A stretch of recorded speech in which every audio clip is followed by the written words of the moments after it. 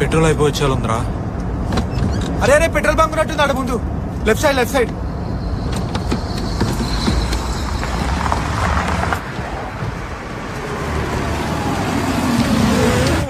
రే Vinay, 500 fuel కొట్టించు, వచ్చి డబ్బులు ఇస్తా. 89 103 89.